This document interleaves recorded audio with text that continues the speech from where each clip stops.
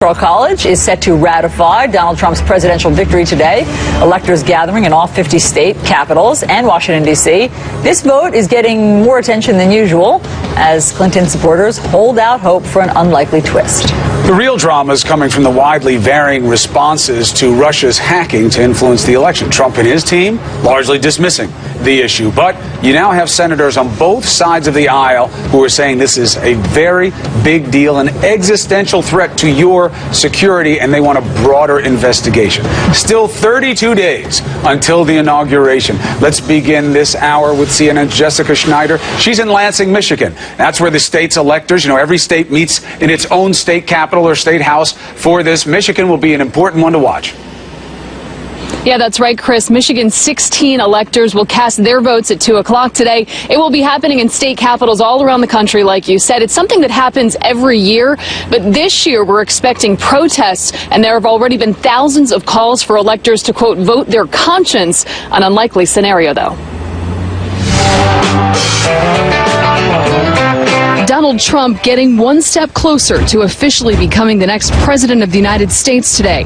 All 538 members of the Electoral College casting their ballots across the country. The typically ceremonial process in the spotlight, since some are urging electors to go rogue and block Trump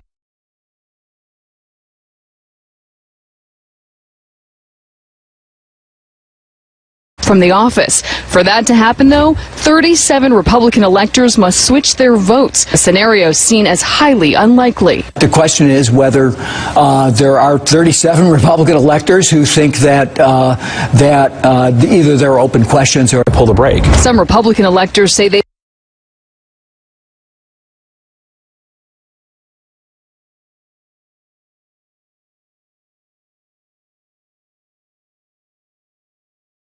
gotten thousands of letters, even death threats, after pledging to vote for Trump regardless of side pressure. It's utter hypocrisy because I don't think Reporters acted and threatened people like those who lost the election are doing. They would be scorned and called terrible names after praising the Electoral College over the weekend. The electoral vote, and I never appreciated it until now, how genius it was. Meanwhile, the president-elect's top aides continue to question Russia's interference in the U.S. election. Or they should stand in front of a camera and make the case. President Obama speaking out about the hacking operation in a new interview. The issue now is not relitigating the election. The issue now is for us to learn lessons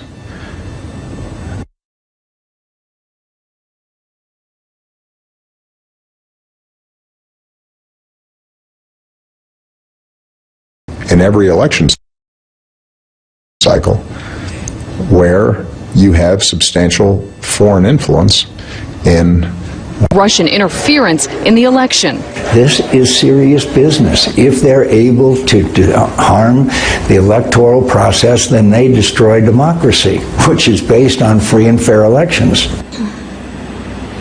And many Democrats pointing to the details of those Russian hacks and hoping that it could sway electors. In fact, Michigan's own Michael Moore, the documentary filmmaker and activist, even pledging to pay the fines of electors who go rogue and, quote, vote their conscience. But 28 states do have faithless elector laws, and Republican officials right here in Michigan tell me that if any of their electors go rogue, which they are not expecting, they would just simply replace those electors. Chris? Right. Now, Jessica, a lot of those laws haven't been tested for constitutionality, but they're just another nod to that today should give you an outcome that is anything but a surprise. Our thanks to Jessica Schneider. Let's bring in former Congressman Jack Kingston of Georgia. He was a senior advisor to the Trump campaign. It's good to see you, Congressman. Best to your family for the holidays.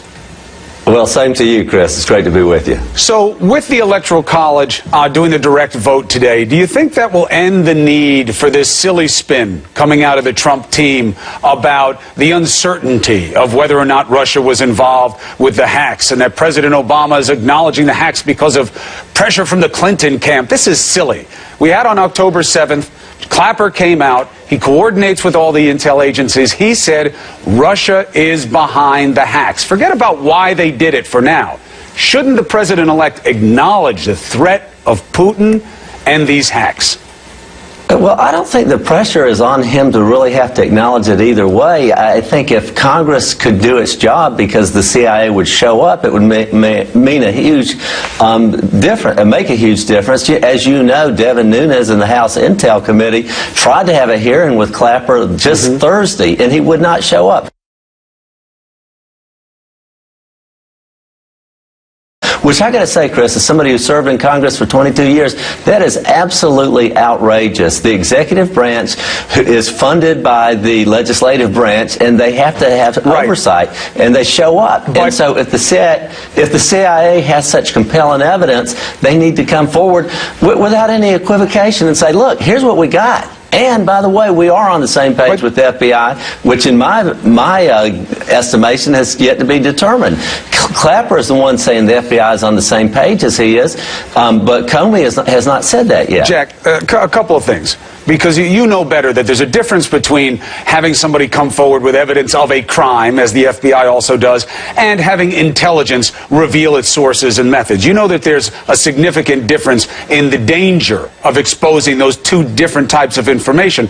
And also, just for point of fact, Nunes may have wanted Clapper to come out and expose methods and sources. Clapper didn't want to do that, but Clapper says he tried to call Nunes 3 times, which makes Nunes look like he was trying to score some political points and pull a stunt and not actually get information from Clapper, because he could have done that on a phone. He didn't need the hearing for it.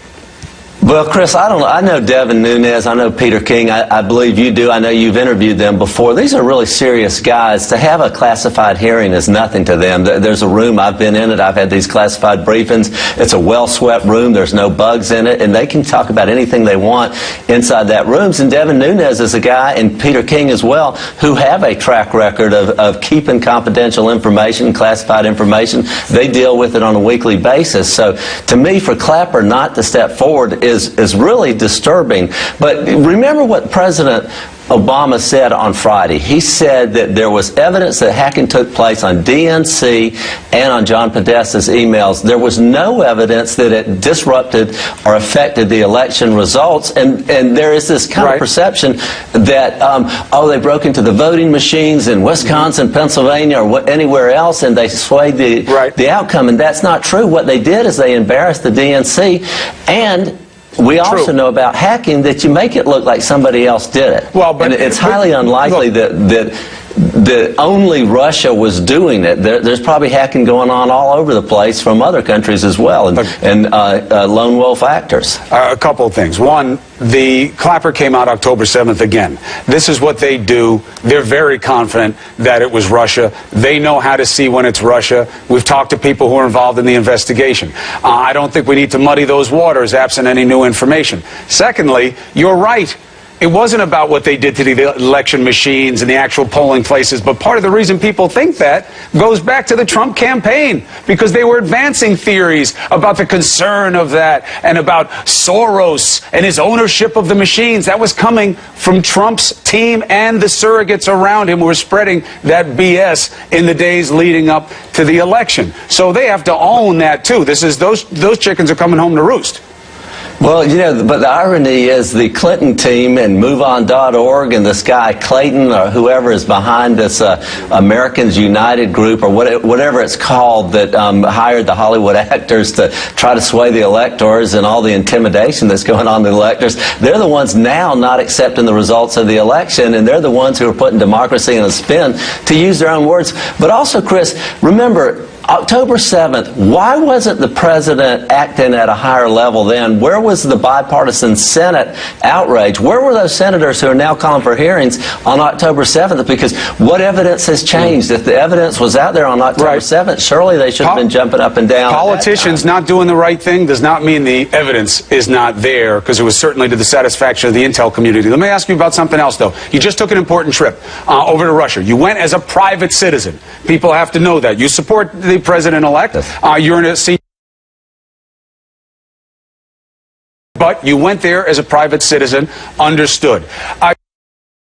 You said while you were over there that, hey, we should look at these sanctions because... What does that mean? I mean, they were just put in 2014, and they were at targeted individuals and entities that were seen as bearing responsibility for the obvious illegal incursion by the Russian government into Ukraine. How do we know they haven't been effective? Why would you want to remove them? Well, two things, Chris, and I'm glad you have said that, but I will reiterate that I was there as a private citizen. I worked for a law firm that has been there for 20 years, and we did post-election reviews in Brussels, London, and in Sydney, Australia, and in Washington, D.C. So this was just part of that. We would have done that if Hillary Clinton was the winner. Understood. No longer an advisor to the Trump campaign. That ended with the election. But what my statement was is that the sanctions have been in place long enough to know if the results that we wanted were achieved. And that's a far more tame statement than the one I got credit for. The point being is, has Putin withdrawn from Crimea? Have they straightened out their relationship with the Ukraine? And I think there's a legitimate question there for the U.S. Congress and for the new administration to ask. Were those sanctions effective? And if they weren't effective, do you double down on them, or do you withdraw them? Do you get more of an international community pressure to join the sanctions? My point was, if you look at the results, because they've been in place, are you where you wanted to be? And I think that we're hearing, for example, Lindsey Graham said he wants to bear down, double down on the sanctions. And I think, that's a legitimate discussion as well. But what I was trying to do is, you look at Russian-American relationships. They have not been great under Obama. A new administration has the opportunity to come in there and says, how can we address Crimea? How can we address the Ukraine? How can we address Syria, where there's so much human suffering going on? And utilize our existing relationships that have worked. We have American businesses that have been in Russia for 20 and 30 years, and these are Fortune 500 companies that do $50 billion worth of work in Russia a year. Can that not be used as a conduit for communication and some cooperation in a positive sense? I think most Americans will say we need to have a new and a better chapter with Russia. Jack Kingston, thank you very much for your perspective. And again, best for Christmas to the family. Thank you, Chris. It's great to be with you. All right, be well. Allison? Chris, we have a horrible story to tell you about. A manhunt is underway in Little Rock, Arkansas, for a driver accused of shooting and killing a toddler during an apparent case of road rage. CNN's Miguel Marquez is here with more. Miguel, what have you learned? Yeah, this is just a horrific and cowardly situation. Little Rock police say that the grandmother was driving, but apparently not fast enough for the person behind her. That man began honking, trying to get her to speed up, but she had two kids in the car, a 3-year-old and a 1-year-old, so maybe she was taking a little extra precaution. When she pulled up at a stop sign and didn't move fast enough, the man hopped out of his car, fired one shot into the car. She drove off, not realizing that the 3-year-old had been hit. Only when she pulled into a department store parking lot a short time later did she realize the little boy had been shot. She called 911, and he was pronounced dead at the hospital. This is the second child killed by gunfire in Little Rock in the last month, and the city's 40th homicide this year. This is a little precious baby, innocent baby. We done lost 2. And it's a time when the community got to say enough is enough. Now, Little Rock police say they are looking for a tall African-American male who was driving an older model black Chevy Impala. Police now offering a $20,000 reward for information leading to the arrest and conviction of this individual. Back to you. All right, Miguel. Appreciate the reporting. People in Corpus Christi, Texas can use tap water again this morning. State environmental officials giving the all clear on drinking, bathing, and cooking with the city's drinking water. Well, what had happened? Well, there was a chemical leak, and it got its way into the water system. Why? They don't know yet, but they know the chemical was used in the making of asphalt and somehow got to enter the water supply. That chemical can cause burning on the skin at the least. The restrictions were in place for about 4 days. A lot of people are still skeptical about how safe the water is. All right, listen to this crazy story. Police in Hudson, New York say their rescue of a reportedly frozen woman inside a cold car went cold. The officers smashed the vehicle's rear window when the mask-wearing woman did not answer them in 5-degree weather. Well, it turns out the woman was a life-size mannequin used for medical training. they say. Police say its owner used some very colorful language to the officer who smashed his window. Okay, that looks like a real person. Wait, why was the mannequin in the car? Because it was going somewhere for medical training. The mannequin was? And yes, with the driver. Oh, so the mannequin was it was in the passenger seat. Yes. That's a key fact, by the way. I think it's obvious right there. I couldn't tell what seat it was in. So the mannequin was in the passenger seat, but it had a seatbelt on it. You can never be too safe. Is that what you would do with a mannequin? Would you put it in this passenger seat and put a seatbelt on it? Yes, I would. But you wouldn't throw it in the trunk? No, that would arouse the police's suspicion even more. They wouldn't have seen it if it was in the trunk.